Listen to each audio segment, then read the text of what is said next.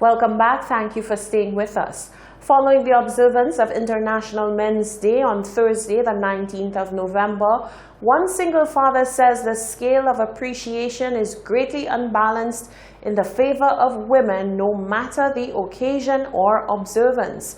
The single father says whether it's a few good men or not, their achievements must be celebrated and offered up as an example to be emulated by boys. He calls for equality moving forward for the celebration of the unspoken good deeds that men perform daily. Single parent John Wooding says the observance of International Men's Day was seemingly a well-kept secret. The father of 3 reflects on the challenges of being a single parent and says the role of a man should not be taken for granted. Rather, men should be uplifted and appreciated for breaking the mold. Being a single parent, it was difficult at first, but I got through it, raising 3 children, practically on my own. International Men's Day, kind of upset that nobody really took it seriously. There's no emphasis placed on International Men's Day. Everything is for the women. Wooding says any argument set out to devalue the importance of International Men's Day is invalid. Rather, he says, just as women have continued to advocate for equality, men should not be excluded from that narrative. The single parent goes on to say more appreciation must be shown to men during International Men's Day moving forward. More emphasis, the business places putting something out for International Men's Day, business houses appreciating the male staff. International Men's Day is observed annually on November 19th with an objective to celebrate the achievement of boys and men for their contributions to childcare, family, marriage, and community. Woodings says, in a world where men make headlines more so for negatives like crime, he is proud to stand tall for single fathers. He is a father of 3, including Hot 7 TV's very own Jacques Wooding. Reporting for Hot 7 News, I am Solange Alfred. Now, as you can probably tell, men are not happy about the scale of activities that were held for International Men's Day. They were eager to air their concerns to Solange Alfred. Men at work. International Men's Day, celebrated on November 19th, went unnoticed by many. The Hot 7 crew is touching base with men to find out exactly how they feel about this situation. This is what they had to say. How many of us men that really know yesterday was World Men's Day, you know? When it's Mother's Day, Women's Day, everybody knows about Women's Day, are very familiar with the date and everything, but for some reason when it comes to our men, it's on a down low, and I think we need to change that perception, you know, because women are important as well, you know, there are some very good men out there.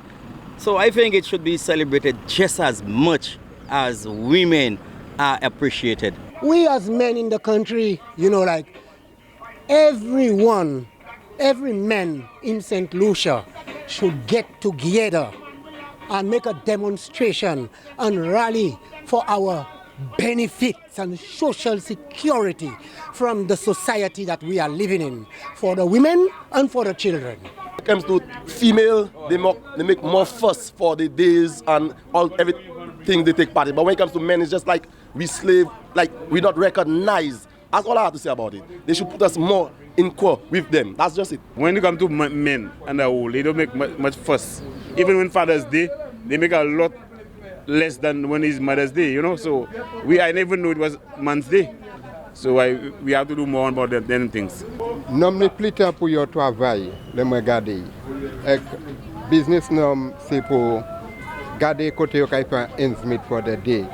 Mais le moi garder là c'est sa femme, yo femme ni plus temps pour concerner bagay comme ça et puis yo point plus sérieux pour voir that ki yo ni valeur et puis yo savent ça yo pour qui yo ka garder pour ces bagay ça because yo feel ça ka uplift yo parce que yo ni temps pour lui et que yo ka fait temps pour yo garder ces bagay ça c'est un bagay qui sérieux et puis yo vle where that ki yo senti ko yo populaire que where you populaire mais non c'est plus pour travail et puis dehors et puis jouer et puis gamble avec différents lot business. C'est ça nom ka gade pou pio, twee pio gade pou mari yo, nom pa ni tan pou se bay sa because tan yo c'est pour dehors que moi quand yo ka fait assez temps dehors et pas pour activité qu'on maman ka gade pour. It's true, women will not care because the women more looking after themselves than women. But there is certain things women take care of, and women take care of more things than us men because we are a little too careless. Our own vibes are real. We haven't got time for that. Everything is money and bills to pay. Yeah, that's the vibes there. Men, as if men don't care on the whole. Men doesn't really mind their business. They doesn't really look after any event and them kind of things. Women more up to that, but not men. Men doesn't really up to them kind of events. For the observance of International Men's Day, men are calling for greater appreciation and equality for all. Reporting for Hot 7 News, I am Solange Alfred. Chairman of CARICOM and Prime Minister Alan Shastney on Tuesday attended a meeting in Washington hosted by Representative Maxine Waters, Chair of the United States House of Representatives Financial Services Committee. The purpose of the meeting was a discussion on financial services and specifically correspondent banking that featured senior executives from U.S. financial institutions doing business in the Caribbean region.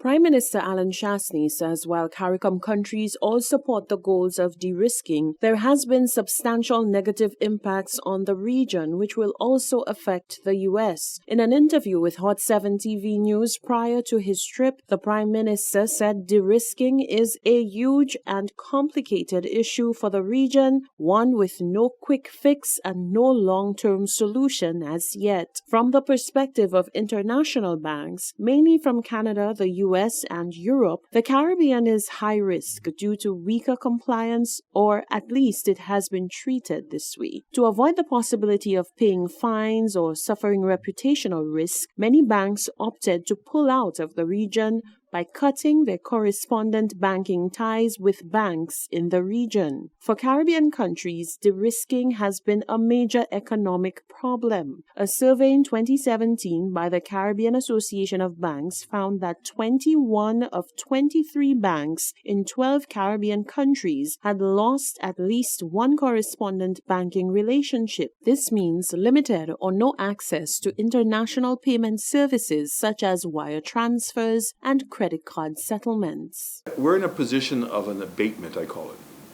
So the bigger banks have not pulled out as yet, but the fact is that they want to pull out because they see this, as I said to you, as a public good. So we're on thin ice. We're on thin ice.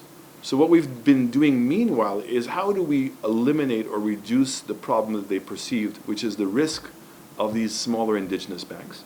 So what we've proposed to do is to create one compliance department, which will be funded by governments and by the multilateral financial institutions, the World Bank, IMF, etc.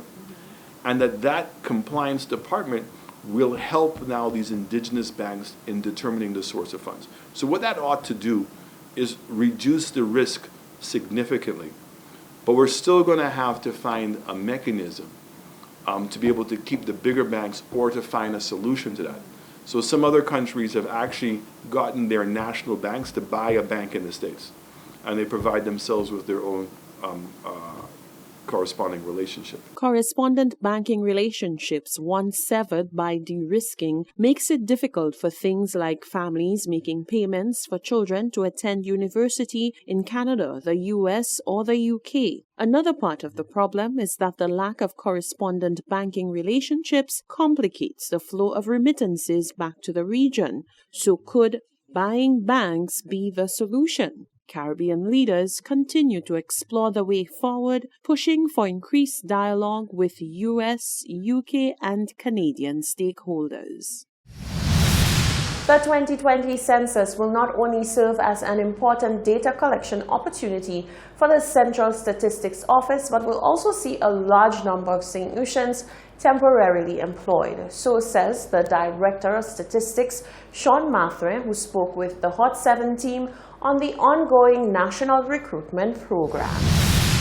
The Central Statistical Office of St. Lucia has announced the launch of its recruitment drive for the 2020 Population and Housing Census. According to the Director of Statistics, Sean Mathre, The positions available are census mappers, listers, census emulators, and census supervisors. Mathre says that the 2020 census will gather important data on the agricultural sector. For the first time, we're actually including an agricultural module which would capture information on persons that are engaged in agricultural production.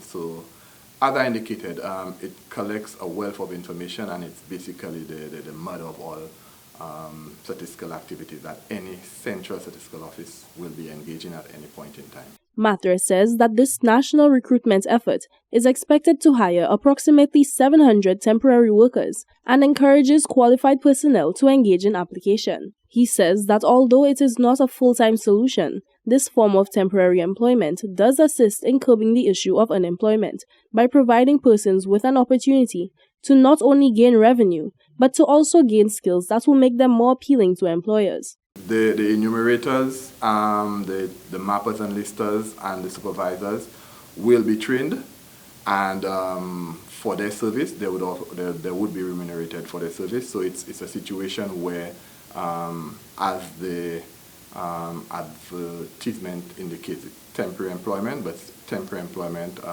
with the expectation that you would be remunerated for your service. In an effort to provide greater ease in application, online services have been made available. The general public, the eligible persons in the general public are advised that they should make themselves available to that opportunity. Information that relates to the requirements for the respective positions that are available on our Facebook and our website, www.stats.gov.lc. The application deadline for census mappers and listers is November 30th, 2019, while the application deadline for census emulators and supervisors is January 31st, 2020. For Hot 7 News, I am Jacques Wooding. This is the Hot 7 TV Nightly News. Stay with us. There's more news coming up after the break.